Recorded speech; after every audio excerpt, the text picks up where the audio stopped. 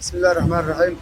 نعمل صندوق النظافة والتحسين، نرجو من أصحاب الحارة التعاون معنا والذي يقومون انضمامنا إلى الشارع، نرجو هذا المكان الذي معتمد عليه، نرجو من أصحاب الحارة التواجد معنا والتجاوب لأجل أن يكون الشارع نظيف، والنظافة طبعا هي أهم حاجة في المدينة.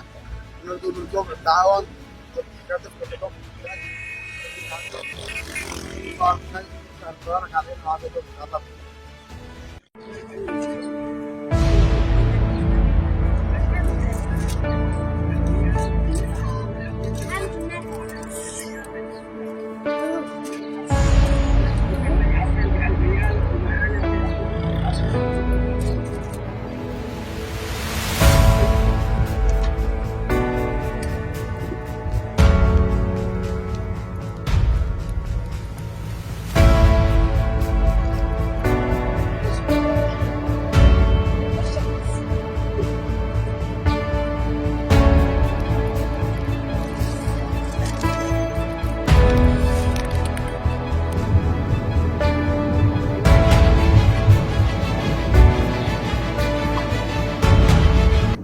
شايفين هذا وضع من قال رمى القمامة في الأرض، بدل ما يسويها بالمرميل يرميها في الأرض ويمشي.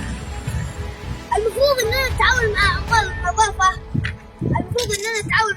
النظافة، ونكون قدوة للآخرين، وإن شاء الله هذه الرسالة وصلت ونكون هي التربية لنظافة بلدنا.